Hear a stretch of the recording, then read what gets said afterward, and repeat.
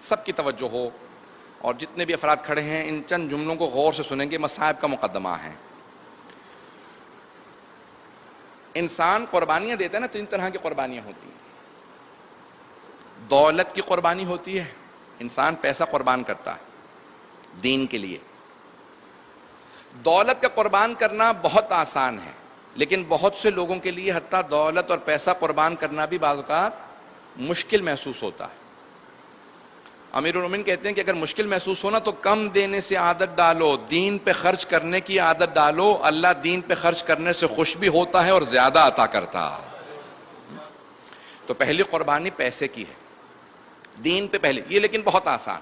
دوسری قربانی بہت مشکل ہے، اور اس دوسری قربانی کا نام ہے جان قربان کرنا۔ جان قربان کرنا بہت مشکل ہے دین پہ، لیکن پھر بھی آسان ہے نسبتاً۔ پیسہ قربان کرنے سے بہت زیادہ مشکل، لیکن تیسرے مرحلے سے بہت زیادہ آسان۔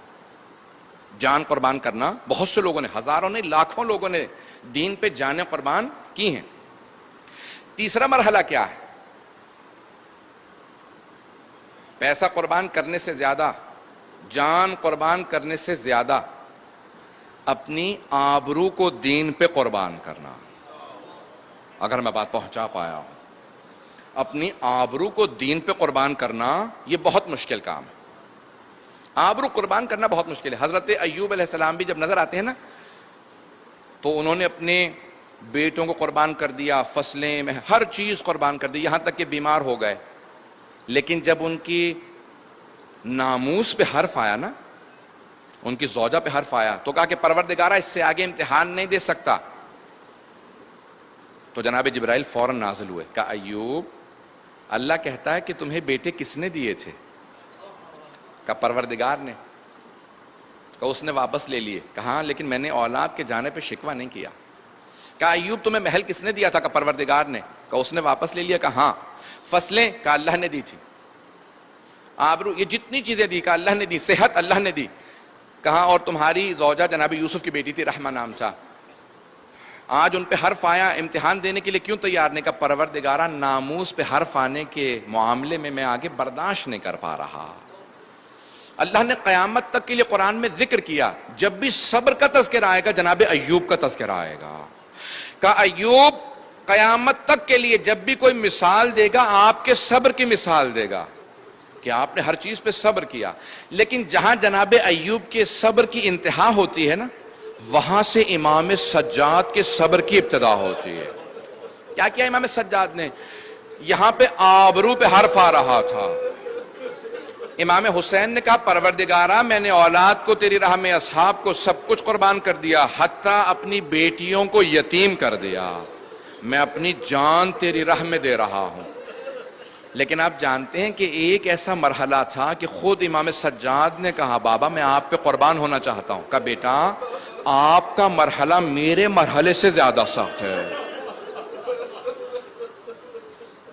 کیوں سخت ہے؟ کیونکہ علی و بطول کی بیٹیوں کے ساتھ جانا بازاروں میں، درباروں میں،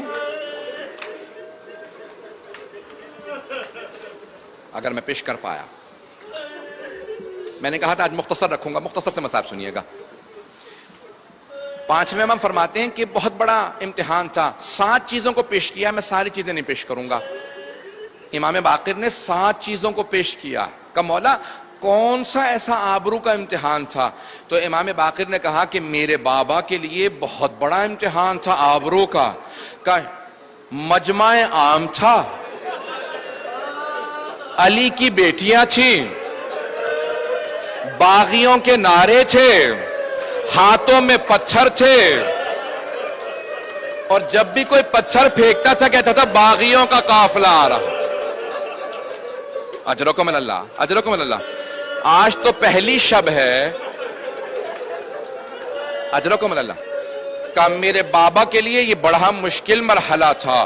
غیرت کا پیکر سید سجاد، غیرت کا پیکر۔ اب کیا کیا امام سجاد کے سامنے؟ مولا فرماتے ہیں 7 چیزیں اگر سن سکیں، مولا فرماتے ہیں 7 مرحلے میرے بابا کے لیے۔ کہ پہلا مرحلہ کہ جہاں مجمع عام میں علی کی بیٹیاں آ رہی تھیں، کہ پھر کا دوسرا مرحلہ کہ بالا خانوں پہ خواتین تھیں، اور وہ بچوں پہ گرم پانی پھینک رہے تھے. کہ جب میرے بابا دیکھتے تھے نا اس عالم کو کہ جہاں بچوں پہ پانی ڈالا جا رہا ہے, کسی نے ایک انگارہ پھینکا کہ میرے بابا کے بالوں میں گرا. کہ جب وہ سارے نامحرموں کا مجمع تھا نا, ایک مرتبہ میرے بابا نے آواز اپنے بابا کو دی. کہا بابا, امام سجاد نے کہا بابا آپ کا سر قرآن کی تلاوت شروع کر دے تاکہ لوگوں کی توجہ میری پھپھیوں سے ہٹ جائے. اجرکم اللہ,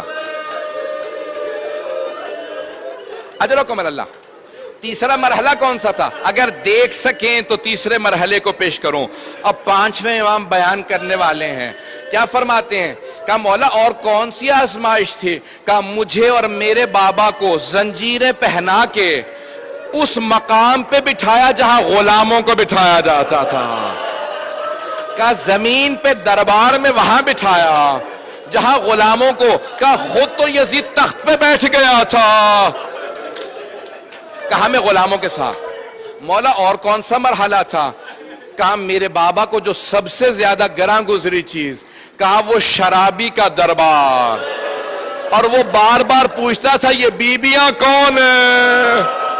کہا میرے بابا برداشت نہیں کرتے تھے, ایک بات کو دہراتے تھے, ہائے علی کی بیٹیاں. اور ایک شرابی پوچھے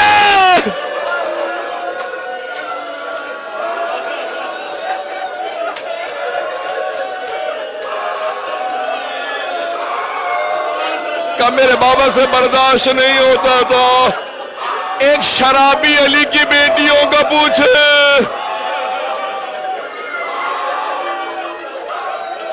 اجرکم اللہ. میں نے تمام کر دیا بس بھئی, اب آپ لوگوں سے برداشت نہیں ہو رہا. الا لعنت اللہ علی القوم الظالمین وسيعلم الذين ظلموا اي منقلب ينقلبون. بس بھئی ہاتھوں کو بلند کریں گے, 2 سے 3 منٹ کی دعا کرواؤں گا. ہاتھوں کو بلند کیجئے گا. یہاں پہ ایک مومن برداشت نہیں کر پا رہا. میں نے بہت سے چہرے دیکھے برداشت نہیں کر پا رہے. آج تو پہلی شب ہے, میں صرف ایک جملہ کہوں گا. جب امام واپس پہنچے نا تو کسی نے کہا مولا شہادت آپ کی میراث ہے. امام سجاد سے کہا, حضرت منہال نے کہا مولا شہادت آپ کی میراث ہے, آپ کب تک گریہ کیجئے گا؟ کہا منہال تم نے صحیح کہا, شہادت ہماری میراث ہے. لیکن منہال, قرآن میں اللہ نے ذکر کیا یعقوب کے 12 بیٹے تھے, ایک یوسف آنکھوں سے دور ہوا تھا, مرا نہیں تھا, وہ نبی تھے, جانتے تھے. وَبِيَضَّتْ عَيْنَاهُ مِنَ الْحُزْنِ, رو رو کے ان کی آنکھیں سفید ہو گئی تھی, یعنی نابینا ہو گئے تھے. منہال تو نے انصاف نہیں کیا, یعقوب کا ایک یوسف آنکھوں سے دور ہوا تھا, میرے 18 یوسف ایک دن میں مارے گئے. ما لهم من المثال, کہ ان میں سے کسی کی کوئی مثال نہیں تھی. کوئی علی اکبر تھا, کوئی قاسم تھا, اونو محمد, کہ ان میں میرے چچا عباس, کا 18 ایک دن میں مارے گئے.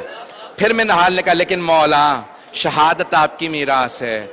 مولا آنسو بہاتے بہاتے رکے, کہا ہاں منہال شہادت ہماری میراث ہے, لیکن منہال مجھے اتنا بتا, شہادت تو ہماری میراث ہے, کیا بازاروں اور درباروں میں پھپھیوں بہنوں کے ساتھ شرابیوں کے درباروں میں جانا کیا یہ بھی ہمارا